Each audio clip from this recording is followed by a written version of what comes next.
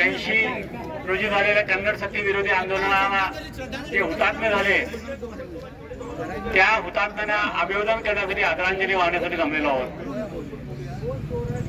आपला प्रश्न हा 1956 साली निर्माण झाला।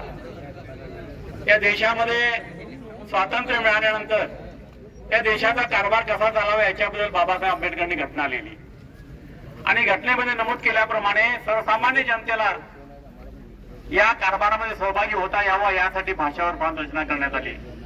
पण दुर्दैवानं त्यावेळच्या सरकारनं आम्ही मराठी भाषिक असताना पूर्वी मुंबई प्रांतात असताना आम्हाला मराठी भाषिक असताना कर्नाटकी भाषिकांच्या कर्नाटकामध्ये डांबण्यात आलं।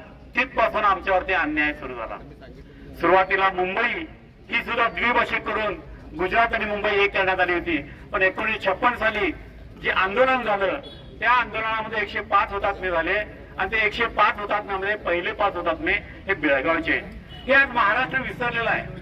त्यांना मुंबई मिळाली, त्या मुंबई मिळण्यामध्ये बेळगावचा वाटा मोठा आहे। 5 हुतात्म्यांचा हुतात्मा आहे। दरवर्षी महाराष्ट्राचे मुख्यमंत्री आणि इतर मंत्री या हुतात्म्यांना हुतात्मा चौकामध्ये अभिवादन करतात। 105 हुतात्म्यांना अभिवादन करतात, त्यावेळेला त्यांना बेळगावची आठवण होत नाही।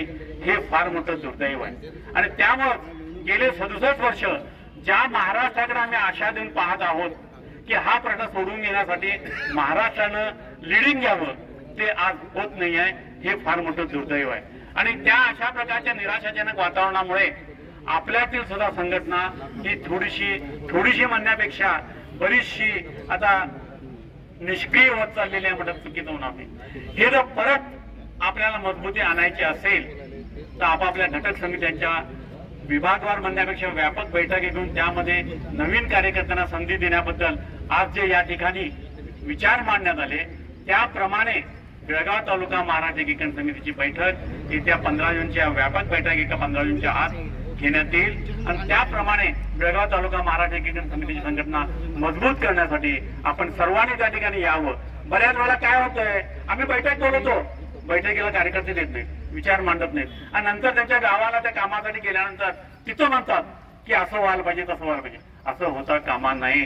त्याचप्रमाणे बेळगाव शहराची सुद्धा खानापूरची सुद्धा अशा प्रकारच्या व्यापक बैठका घेऊन आपण संघटना मजबूत करण्यासाठी नवीन नेतृत्व वाव देणं हे आद्य कर्तव्य आहे समजून त्याप्रमाणे आपण वागूया। पण हे करत असताना प्रत्येकानं स्वतःचा विचार करायला पाहिजे। मी स्वतः काय करतो, याच्यापूर्वी मी स्वतः काय केलंय, समितीच्या विरोधात मी वागलोय का, त्या चुका परत होणार नाहीत ना याची दक्षता घेणं हे सुद्धा त्याचं कर्तव्य आहे। आज आपण सगळ्यांना सामावून घेऊन पुढे जायच्या गोष्टी करतो, पण सामावून घेतल्यानंतर सुद्धा जर पूर्वीच्या चुका परत होत असतील तर त्यावर मात्र कार्यकर्त्यांनी आणि संघटनांनी जोरदारपणे ऍक्शन घेणं हे अत्यंत गरजेचं आहे आणि त्या दृष्टीनं आपण अशा प्रकारची संघटना मजबूत करून महाराष्ट्र जरी आपल्याला लक्ष देत नसेल त्या महाराष्ट्राला लक्ष देण्यासाठी भाग पाडायची ताकद आम्ही आमच्यात निर्माण करूया आणि त्याप्रमाणे या महाराष्ट्राच्या पाठीशी लागून आपण हा प्रश्न सोडून घेऊया। त्याच वेळेला अशा प्रकारे भाषेसाठी हुतात्म्य पत्करलेल्या, सीमापथासाठी हुतात्म्य पत्करलेल्या सर्व हुतात्म्यांना श्रद्धांजली अर्पण केल्याचं होईल आणि त्या दृष्टीने आपण प्रत्येकानं दुसऱ्याचा विचार न करता स्वतःचा विचार करावा।